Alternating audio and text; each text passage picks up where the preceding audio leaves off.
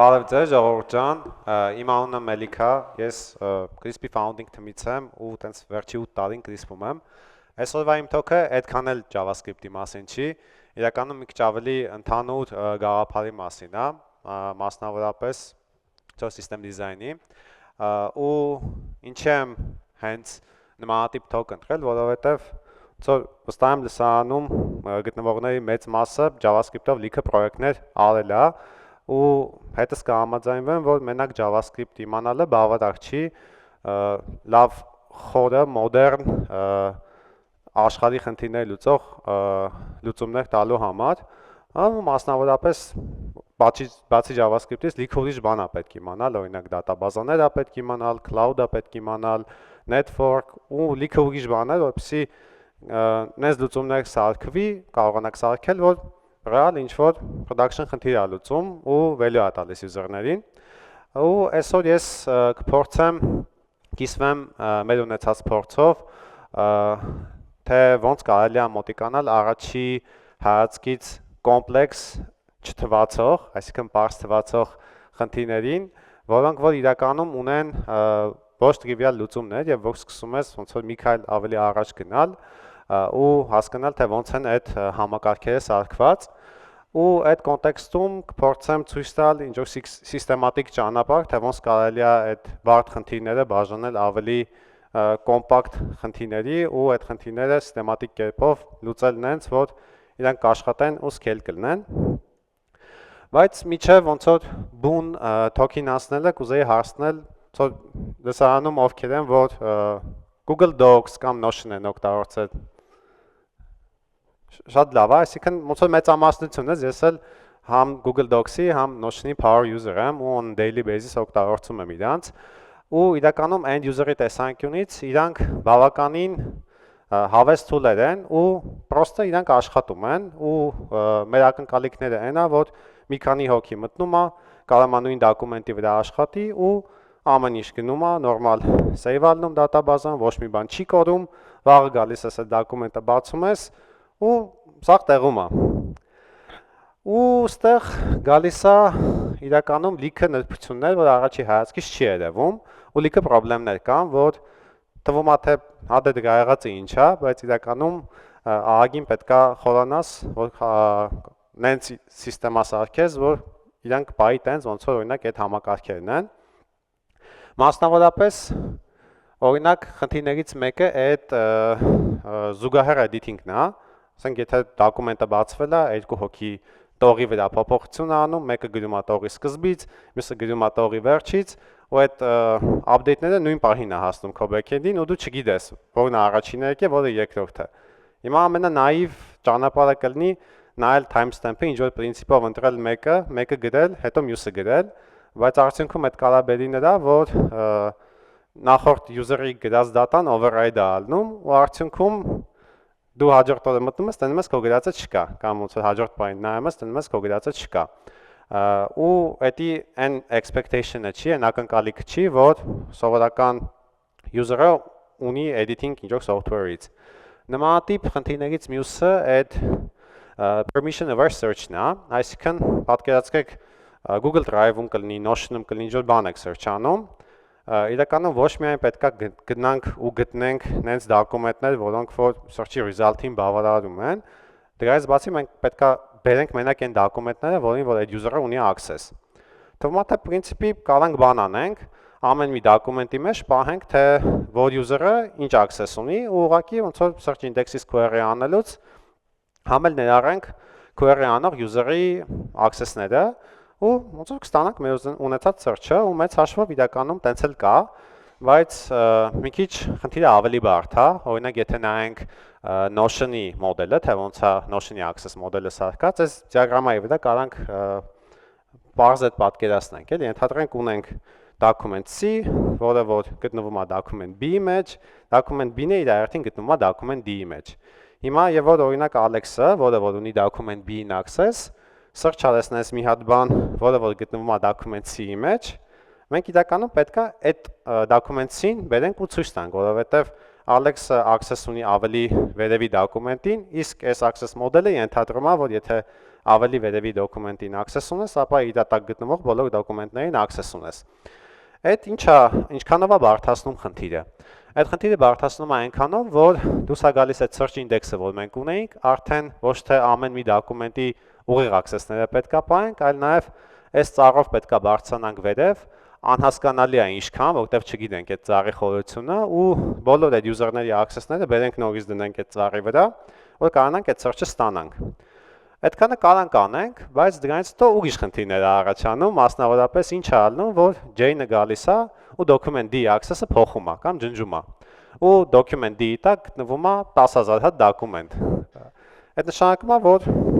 քանի որ մեր access-ները պահած է համ B-ում, համ C-ում, պետք է գնանք այդ բոլոր document-ների մեջից այդ access-ները բանանենք։ Նորից հաշվենք, նորից save անենք, որ մեր search-ը նորմալ աշխատի, որը որ այդքան է տրիվիալ խնդիր չի։ Ու մյուս խնդիրը, որ էլի search-ի հետ է կապված, դա rug-based search-ն է, որը որ ամենաագին լավ cover արես նախորդ session-ի, եթե ստեղ էիք։ Ստեղ rug-ի մեջ շատ չեմ խորանա, բայց հիմնական գաղափարը այն է, որ եթե դու text search ես անում, այդ text-ից եթե embedding հաշվենք ու այդ embedding-ին similar vector-ները հաշվենք, ոնց որ օրինակ նախորդ search-ի դեպքում էինք անում, դա եթե marketplace-ում okay է, որտեղ ապրանքներ է ու լիքը ապրանքներն հենց որ լիքը մարդ պետք է կարողանա access անի ու առնի, դոկումենտների դեպքում տենց չի, ու էլի պետք է ոնց որ permission-ները հաշվի առնվի, որտեղ հակառակ դեպքում, եթե մենք գնանք նես դոկումենտներ բերենք, որին որ user-ը access չունի, իրականում այդ դոկումենտները հետո տալու ենք LLM-ին, հետո դա summarize ենք անելու ու արդյունքում user-ը տենալու անես բան, որ մեծ հաշվով պետքա չտենար։ Այսինքն ոնց որ search-ն էլ իր complexity-ն է բերում ու այս սիստեմաներում ոնց որ այդ access-ները ահագին կարևոր է։ Ու ինչքան էլ որ զարմանալի է, կարանք գտնենք ինչ որ մի հատ դատաբազա, որ այս խնդիրները սաղ մեծ հաշվով լուծում է, բայց հաստատ չենք կարող գտնենք դատաբազա, որ այս սաղ խնդիրները շատ լավ է լուծում, ու իրականում այդ նրա պատճառով է, որովհետև դատաբազաները շատ opinionated համակարգեր են, ու ամեն մի դատաբազա սարքված է կոնկրետ ինչ որ խնդիր լուծելու համար։ Դատաբազաներ կան, որ հատուկ սարքվել են latency-ն optimize անելու համար, օրինակ դրանց լավ օրինակներ են key value based դատաբազաները, ասենք կլինի Redis-ը, DynamoDB-ն, իրենք սուպեր արագ են, բայց trade-off-ը այն է, որ query capability-ները, հնարավորությունները շատ limited է։ Կա դատաբազաներ, որի հիմնական ֆոկուսը relationship-ներն են, ու այդ հնարավորությունը տալիս շատ բարդ relationship-եր մոդելավորել ու բարդ query-ներ անել այդ data-ի հիման վրա։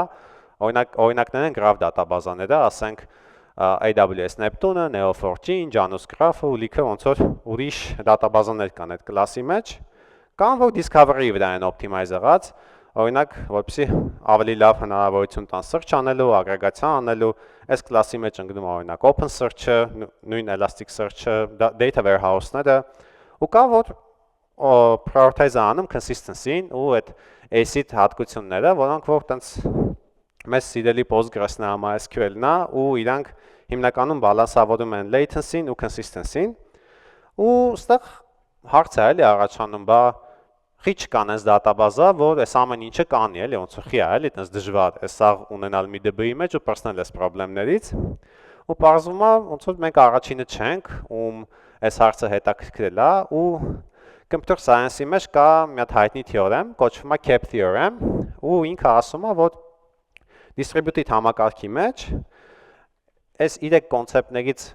կարա գոյություն ունենա մենակ երկուսը, այսինքն 3 իրար հետ չի կարա լինի։ Ու որոնք են այս 3 կոնցեպտները։ Մեկը consistency-ն է, որը որ նշանակում է, որ ամեն մի read ստանում է ամենաթարմ write-ը։ Այսինքն մենք միշտ կարդում ենք այն, ինչը որ արդեն կա գրված, ու դատան միշտ թարմ է։ Availability-ն այդ նշանակում է, որ ամեն մի մեր արած request ինչ որ պատասխան ստանում է, բայց այդ պատասխանը կարա հին լինի, այսինքն ամենաթազան չլինի։ Իսկ partition tolerance-ը ասում է, որ քո համակարգը կշարունակի աշխատել, եթե իր նոդերից որոշները մեռած են, այսինքն ինչ որ network partition-ի խնդիր ունենք։ Ու մեր modern production համակարգերը հիմնականում distributed են, ու այդ արվում է նրա համար, որ մենք կարողանանք ունենալ ստաբիլ համակարգեր, high availability ունենանք, բարձր uptime ունենանք ու ասենք օրինակ բերեմ, ենթադրենք եթե Kafka եք օգտագործում, ինչ են Kafka-ի բրոքերների քանակը 3 կամ ավել դնում, օրինակ եթե նոդերից մեկը available չլինի, մեր համակարգը շարունակի աշխատել, կամ եթե Postgres-ի cluster ունենք, մի հատ write ու ուզում ենք ոնց որ read-ը scale անենք, լիքը read ռեպլիկաներ ենք դնում, ու as long as մեկից ավել նոդը արդեն համակարգը distribute-id է։ Սա այդ նշանակում է, որ մենք կարանք այս թեորեմը ավելի simplify անենք ու ուրիշ ձևի անցնենք, այսինքն ցանկացած այս համակարգ, որ մենք ունենք, by definition ինքը պետք է partition tolerance ունենա, ու այդ նշանակում է, որ կարանք ասենք, եթե այս թեորեմը ասած ձևակերպենք, եթե network partition-ը տեղի ունենում, մեր համակարգը պետք է ընտրի, ինքը ուզում է լինի consistent, թե ուզում է լինի available։ Ինչ է նշանակում լինել consistent։ Consistent լինել նշանակում է օրինակ ոչ մի request-ի չենք պատասխանում, միջև սաղ նոդերը հետ չեն գալիս,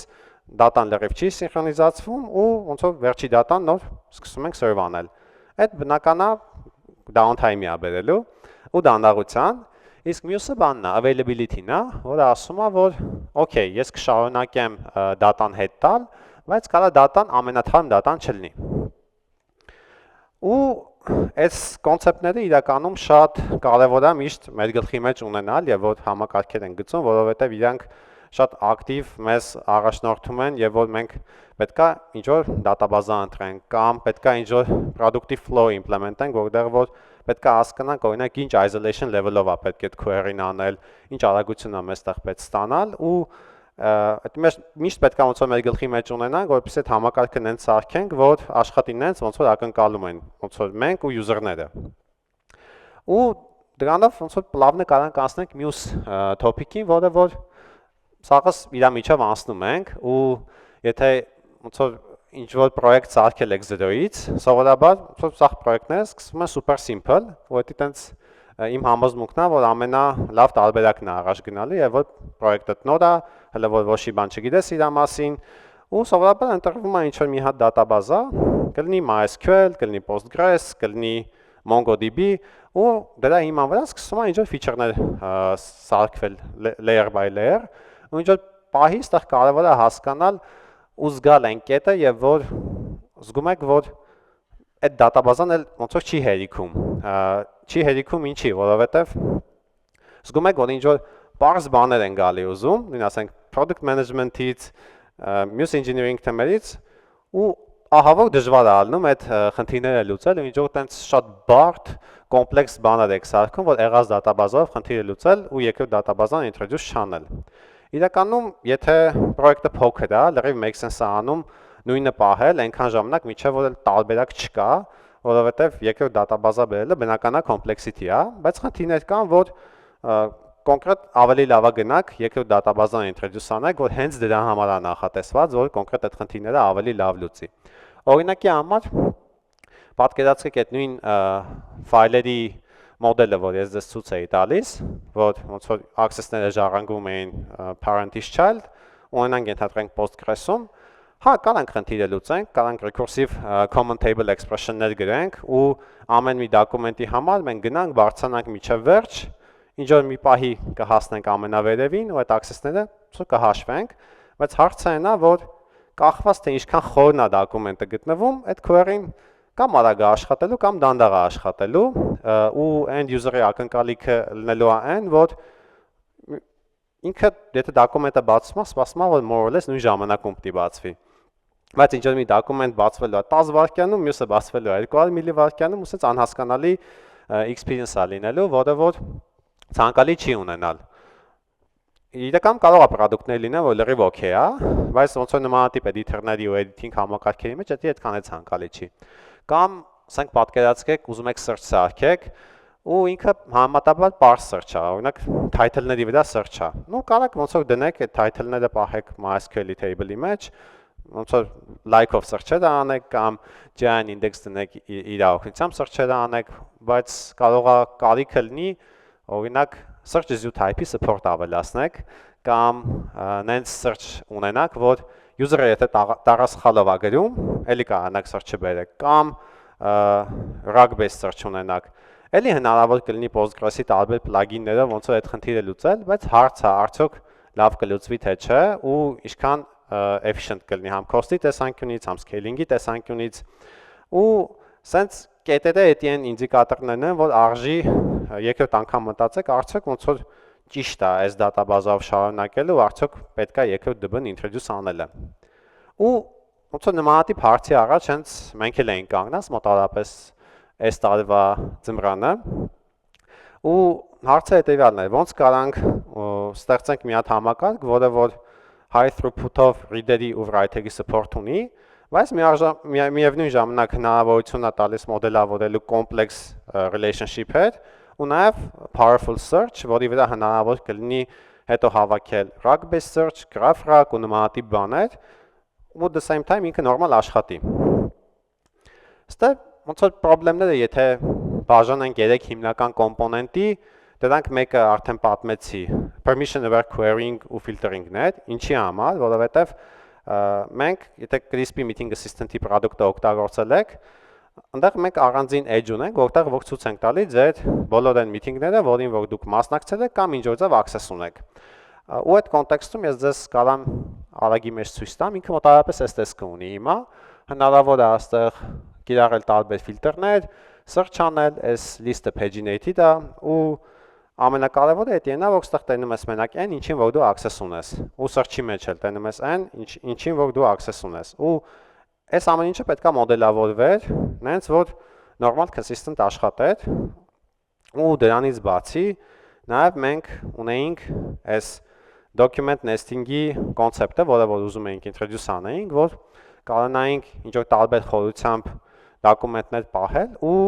իրան էֆեկտիվ ձևով share անել։ Օրինակի համար պատկերացրեք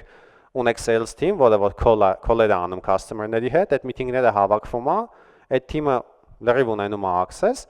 բայց նաև ուզում են, որ այդ sales-ի արած բոլոր call-երը նաև share լինի, օրինակ sales-ի function-ի directory հետ, բայց ամեն անգամ չգնաց ձեռով share անես։ Իսկն ցանկալի կլինի օրինակ մի հատ folder լինի, որի մեջ այդ սաղ meeting-ները ավտոմատ հավաքվեն ու մենակ folder-ը share արվի։ Այսինքն արդեն իսկ introduce-ա լինում ոնց որ այդ document nesting-ի կոնցեպտը ու access-ի inheritance-ի գաղափարը։ Ու դրանից բացի մյուս կարևոր կոմպոնենտը դա constant latency-ն է, համ գրելու, համ կարդալու։ Այսինքն նա շփտի լինի, որ մի հատ document դու գնաս բացես, բացվի 10 վայրկյանում, մյուսը բացվի 2 վայրկյանում ու սենց անընդհատ ինչ որ անկաբյուզը report-ներ կան, ասեն docker չի բացում, դանդաղ է բացում, մյուսը արագ է բացում, so այս էլ երրորդ ոնց որ կարևոր requirement-ներ։ So ոնց մոտիկացանք խնդրին, փորձեցինք նայենք, թե ինչ ունենք այս բայդգությամբ։ Մեր եղած համակարգը միջև այդ որ ունեինք, ինքը գրած է ոնց որ DynamoDB-ի հիման վրա ու OpenSearch-ի հիման վրա, այսինքն boon list-ը render-ը լինում OpenSearch-ի ինդեքսից ու DynamoDB-ն է ոնց որ մեր հիմնական դատաբազան էր, որովհետև ինքը horizontally read-write scalable էր ու պլյուս ուներ stream-երի հնարավորություն, որը որ մեզ հնարավորություն էր տալիս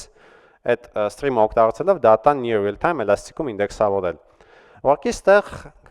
եթե հետ գանք DynamoDB-ի բնույթին, ինքը latency optimized դատաբազա է ու իր query capability-ները շատ limited են, այսինքն շատ հեռուն չես կարող գնաս, եթե մենակ Dynamo ես օգտագործում ու արդյունքում եկանք դեմեղանք պատին եւ որ պետք է այդ access-ների հարցը լուծել, որովհետեւ շատ պրոբլեմատիկ է Dynamo-ով այդ ամեն ինչը ստանալը ու փորձեցինք հասկանալ ինչ տարբերակներ ունենք ու ինչ կարանք օգտագործենք։ Ագին research արեցինք իրականում, կանդիդատներից մեկը այդ ցո graph դատաբազաները օգտագործելն է ու դրանով տենց շատ արագ կարաս քո այդ խորությամբ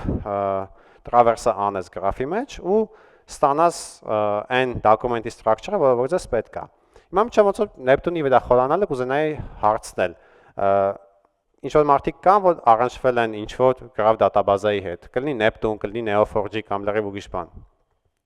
Okay, շատ քիչեր է իրականում, որովհետև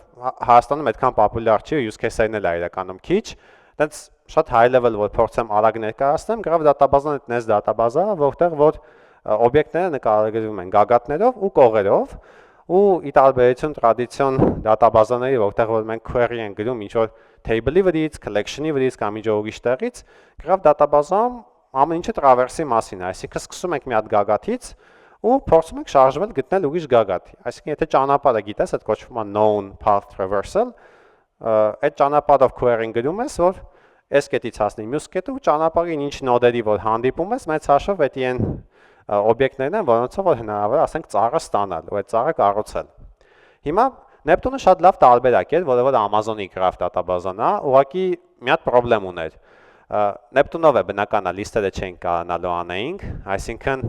open search-ը ոնց որ կար, տենց պիտի փորձեինք պահեինք, պլյուս դրան Neptune-ը read-ի տեսանկյունից լավ scale է ալնում, բայց write-ը ոնց որ vertical է մենակ scale լնում, պլյուս դրան Neptune-ը հարմար չի կոլաբորատիվ editing-ի համար, այսինքն իր մեջ տեքստ չես կարող էլի պահես, որովհետեւ ինքը optimize է եղած relationship-երը պահելու, իսկ եթե write-ի throughput-ի հետ կապված spike-եր ունենաս, ինքը կարող դժվարանա։ So հարցը հետևյալն է. ոնց անենք, որ այս 3 դատաբազաների բոլոր լավ կոմպոնենտները միավորենք, ինչ որ մի հատ համապարփակ համակարգի մեջ, ունենանք նենց մի բան, որ մեծ հաշվով մեր խնդիրները կլուծի։ Ու մենք համապարեցինք սենց մի հատ architecture-ի, ինքը super simplify եմ ես իրան այլ, իրականում շատ ավելի բարդ է, բայց գաղափարը ոնց որ այս նկարի մեջ արտացոլված է։ Ունենք մի հատ entry DynamoDB database-ը, որը որ արդեն ծառայում է որպես key value store, ու ինքը կարող համ reader-ի տեսանկյունից ինչքան ուզենք scale լինի, համ writer-ի տեսանկյունից scale լինի։ Ու ասացինք, okay, քանի որ ինքը իրան պահում ենք просто key value store, բերեք սա relationship-երը ինդեքսավոր են graph-ում, իսկ list-երի համար, ինչ որ custom index-ների համար, ոնց որ այդ ամեն ինչը որ մեզ պետք է, կինդեքսավորենք open search-ում։ Ու այս architecture-ը մեզ հնարավորություն տվեց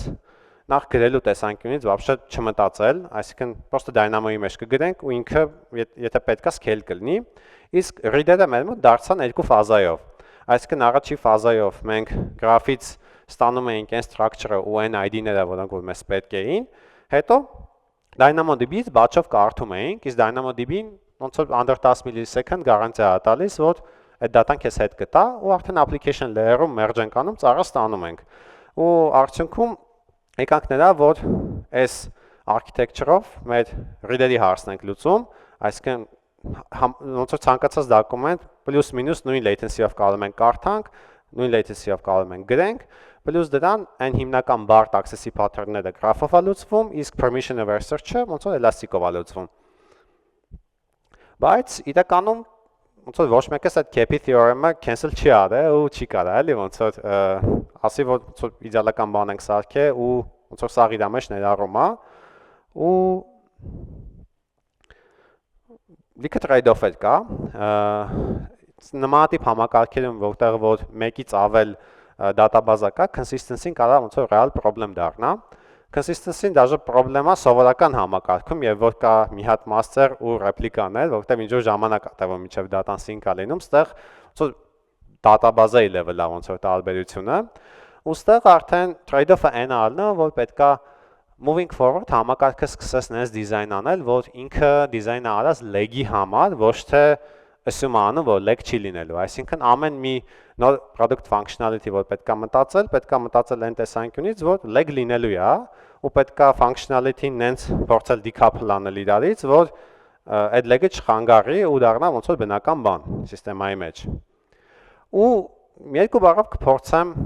cover անել, թե մենք ոնց ենք առաջնորդվում եւ որ կարիք է լինում որոշել, թե ինչ database-ա պետք օգտագործել, որտեղ է պետք data-ն պահել։ Սովորաբար մենք սկսում ենք user experience-ից, այսինքն նայում ենք, տենում ենք, թե որն է end desired ցանկալի user experience-ը, որ մենք ուզում ենք user-ները ունենան, ու սկսում ենք դեպի հետ աշխատել, հասկանալ, թե ինչ data model-ա պետք ունենալ, որպեսզի այդ experience-ը կարողանանք ապահովենք։ Սա տրամաբանական քայլերը հետևյալն է, որ պետքա փորձենք ուղղակի անգլերեն լեզվով գրել բոլոր այն data access pattern-ները, որ մեր սիստեման պետքա support անի։ Օրինակ, ասենք պետք է մեզ հնարավորություն search-ի ֆիլտրինգի ագրեգացիաների pagination-ով գրում ենք, որ մեզ պետք է օրինակ get անել բոլոր այն meeting-ները, որին որ user-ը ունի access pagination-ի ֆիլտրինգի support-ով։ Դա ոնց որ մի data access pattern։ Երկրորդը օրինակ մեր օրինակով կարամ բերեմ, ենթադրենք այսպես view ունենք։ Ասենք պետք է ամեն մի դոկումենտի համար կարողանանք ցույց տանք, թե ով ինչ access ունի։ Այսինքն ոնց որ եկա data access pattern-ը դա է, որ տրված դոկումենտի համար դուք ինձ բոլոր այն user-ներին, որոնք որ access ունեն, որ դոկումենտից են այդ access-ը իրանք ժառանգե ու ինչ permission-ի level ունեն։ Դա ոնց որ երկրորդ access pattern-ն է։ Ու արդյունքում այդ access pattern-ները եւ որ մենք բոլորը list down ենք անում, արդեն շատ ավելի պատրաստված ենք մենք ընտրելու թե ինչ դատաբազա պետքա ընտրենք ու ոնց պետքա մոդելավորենք մեր data մոդելը, որ ապագայում հնարավորինս քիչ խնդիրների հանդիպենք, որտեղ խնդիրներ հաստատ լինելու են։ Ու սովորաբար այս փուլում եթե սխալ որոշում ես կայացնում, այդ ամենաթանկ սխալներից է որ կարաս անես, որովհետև եթե data մոդելի ոնց որ սխալ կա ու աշխատում ես շատ մեծ քանակի data-ի հետ, սովորաբար այդ data մոդելը փոխելը ենթադրում է շատ մեծ միգրացիայի initiative սկսել, որը որ կարա մի քանի ամիս, դաժե ամիսներ էլի տանի, որպեսզի այդ ամեն ինչը կարողանաս production ready մոդելավորես ու պլան անես,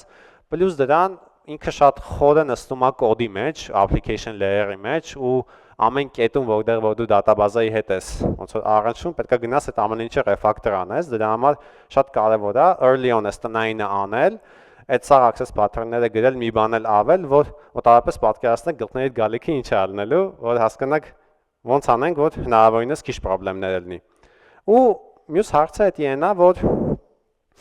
ամեն դատաբազայի ընտրության ժամանակ, feature development-ի ժամանակ ցանկալի է ձեզ հարցնեք կոնկրետ այս կտորը, որ սարքում եմ, ինքը read heavy ալնելու, թե write heavy ալնելու, որովհետև դրանից լիքը բան փոխվում է։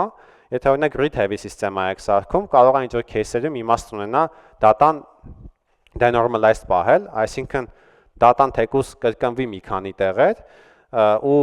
պետք լինի այդ data-ն ինչ-որ ձև sync անել, բայց արդյունքում շահեք query performance-ի մեջ ու արագությունը ավելի prioritize անեք, կամ եթե ինքը ավելի շատ write heavy ալնելու, քիչ են իրան կարդալու, կարող է make sense անում իրան օրինակ նորմալորած պահել, այսինքն որ մի data-ն մի տեղ լինի, որ ինչ-որ բան փոխես, բոլոր տեղերը միանգամից փոխվի։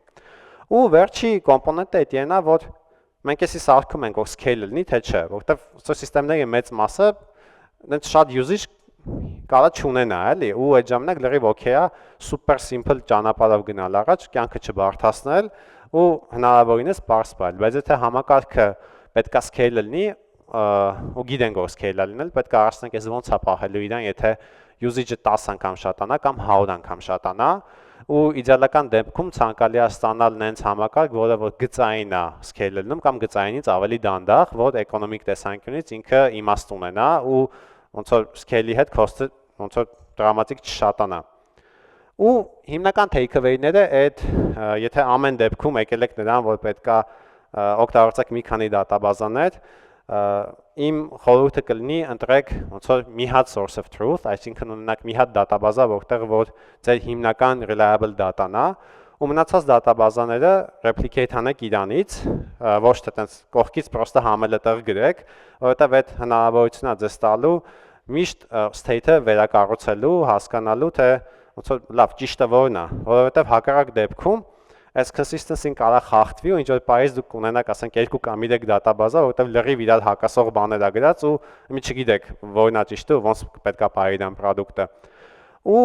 դատաբազաները ամենակարևորը պետքա ընտրեք ըստ data access pattern-ների, ոչ թե որովհետև հավես է կամ որովհետև այդ դատաբազան ավելի լավ գիտեք, որովհետև ինքը down the line կարող լիքը խնդիրների բերի, եթե օրինակ օգտագործեք NSDB, որը որ search-ի համար չի, բայց search-ի համար եք օգտագործում, որովհետև կակ մինիմում թանկ ալնելու, դանդաղ ալնելու, հարմար չի լինելու։ Ու ավելի լավ ոնց որ ժամանակը invest անեք սովորելու մեջ այդ նոր տեխնոլոգիան ու տեղին կիրառելու, քան ոնց որ փորձելու ամեն անգամ հեծանիվ հնարել։ Ու միշտ պետք է հիշենք, որ իդեալական համակարգներ գոյություն չունեն ու ամեն ինչ իրականում trade-off է։ Սա պետք է ոնց որ deal անենք այդ trade-off-ների հետ։ Այսքանը երևի թե, մերսի շատ։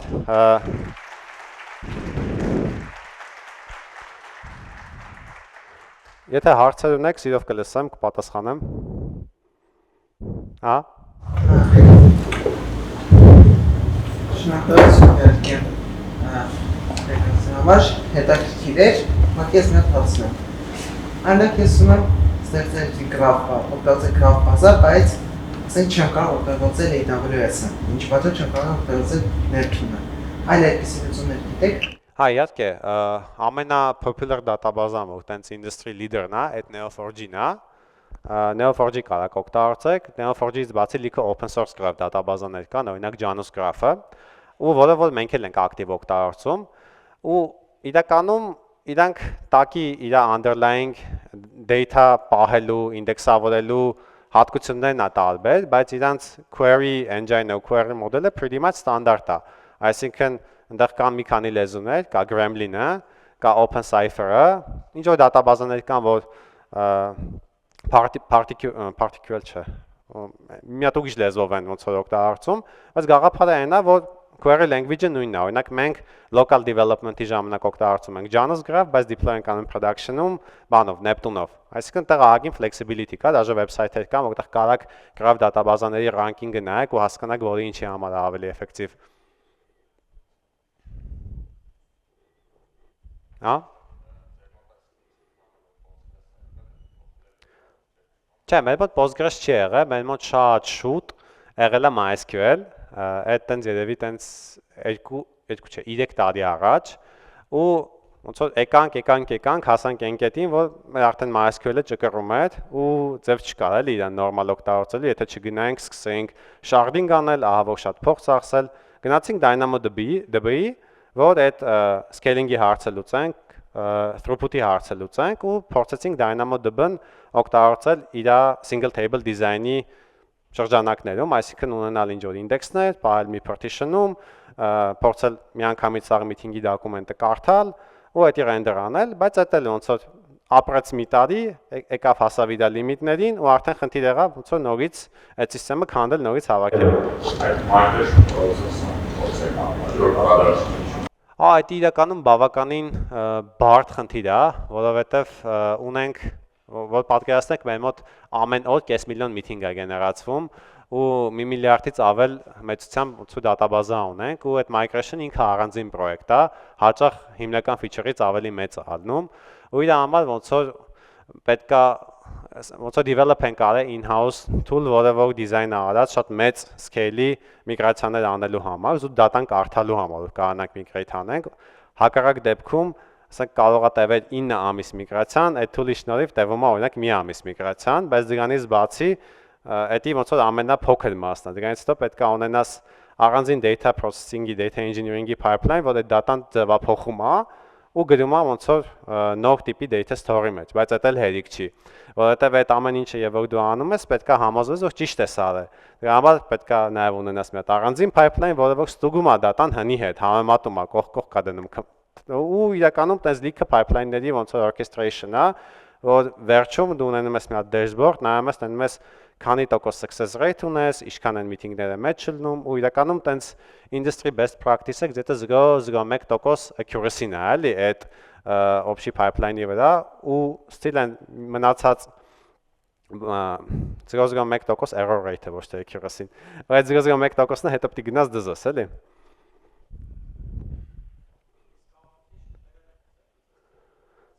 Application layer-ը դա մեր մոտ stateless backend է, այսինքն ինքը փաթաթված է կոնտեյների մեջ, deploy եղած CSV cluster-ի վրա ու ասենք մի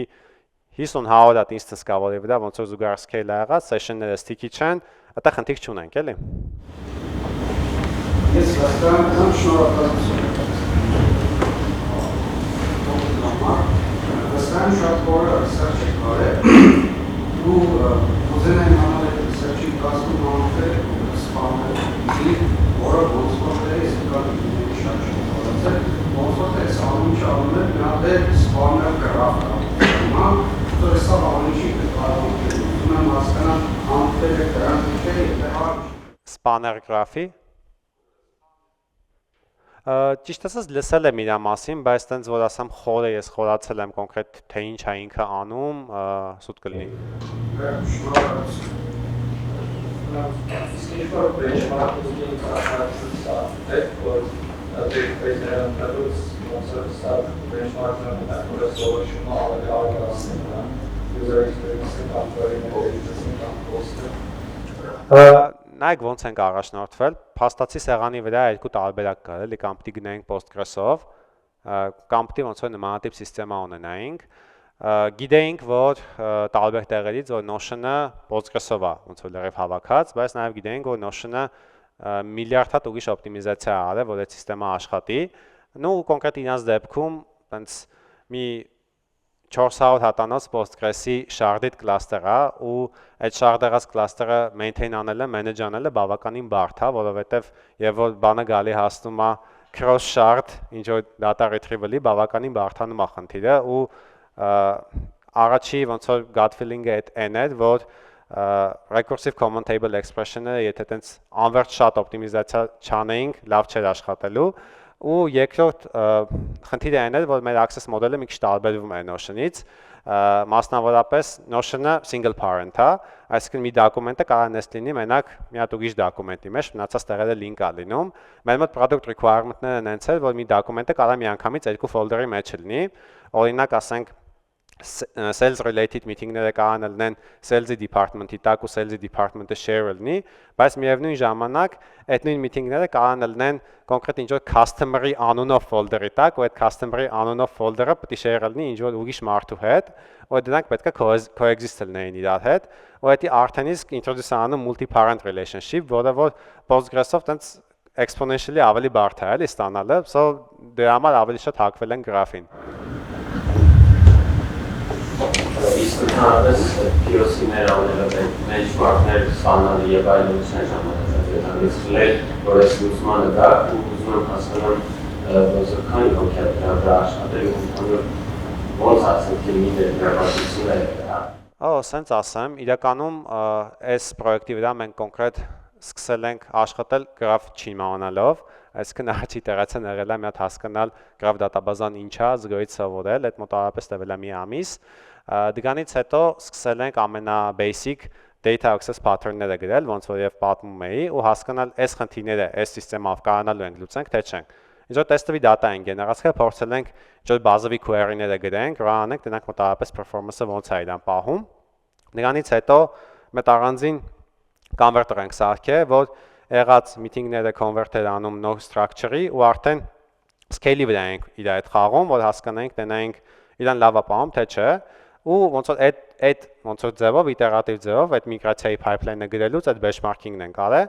Պրոյեկտի վրա սկզբում աշխատել եմ ես, հետո ոնց որ մի հոգի էլ միացել, где-то այդ ֆազան pipeline-ը գրելու մոտավորապես տևել է 4 ամիս, եւ այդ pipeline-ը end-to-end սկսել է աշխատել։ Դրանից հետո արդեն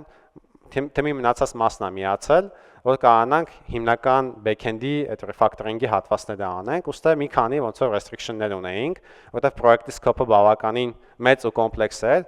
ու մենք էլ այդ բանը նոր պլատֆորմա ենք introduce անում, mobile-ը,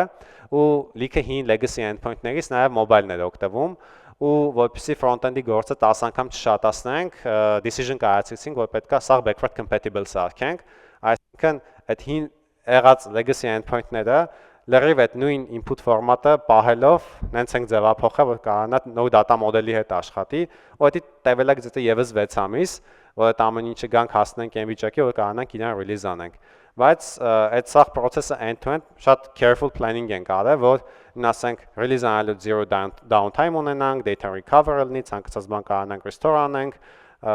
իրական առանց խորը planning-ի երկար, ասես պրոյեկտը գլուխ չէր գա, եթե գարել downtime-երով կգար ու data-ն ասենք կարող է կիսատ պրած տեղանդեղ կորած վիճակներում լինել, էլի։ Իսկ նա այսպեսի հաց մատեսն նոր պրոյեկտ ենք ասել ու ընդհանուր պրոյեկտը գնահատելու նայելով հասկանում եք, որ